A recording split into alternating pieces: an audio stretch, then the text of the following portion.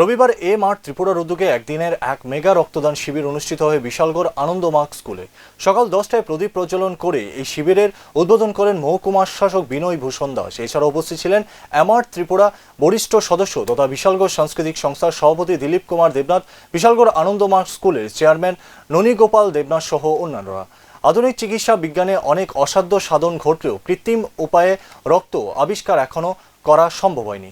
ফলে যে সমস্ত রোগীর কোনো কারণে অতিরিক্ত রক্তের প্রয়োজন হয় তখন সেই রক্ত সুস্থ মানুষের শরীর থেকেই সংগ্রহ করতে হয়। তাই মার্চ ত্রিপুরা নামে এই চ্যারিটেবল সংগঠনটি অন্যান্য বছরের মতো এবারও এক মেগা রক্তদান শিবিরের এদিন আয়োজন করেন। এই স্কুলের আমাদের মহকুমার মধ্যে শুধু নয়, আমাদের জেলার মধ্যে একটা বিশেষ স্থান ইংলিশ মিডিয়াম স্কুল।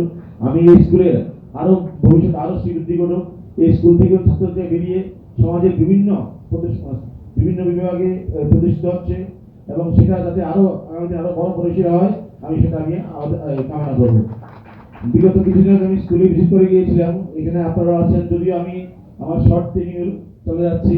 এখানে ওনাদের একটা রাস্তার ব্যাপারটা আমি আলোচনা করেছি। তাহলে স্টুডেন্টরা হয়তো বের হওয়ার সময় আলাদা একটা বিকল্প রাস্তা থাকবে, সিসি রোড। তার জন্য অলরেডি আমি ডিএম স্যারের সাথে কথা বলেছি। পাশে যে একটা খাস লাইন আছে, যদি এমনি মানে পরিবর্তিত করে আছে, যদি স্কুলের জন্য হয় তাহলে স্কুলটা আরো পরিকাঠামোগতভাবে আরো সামনের দিকে মানে আরো উন্নতি হবে। এই স্কুল মানে মাধ্যমিক পর্যন্ত সিবিএসই অ্যাফিলিয়েটেড।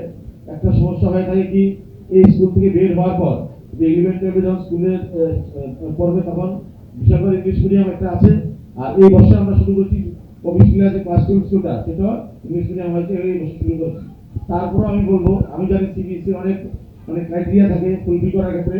তারপরে বলবো যে অতি শীঘ্র বা ভবিষ্যতে যাতে স্কুল আর 11-12 শুরু করতে পারে, তাহলে আমাদের বিশালগড়বাসী বা ছাত্রছাত্রীরা উপকৃত হবে।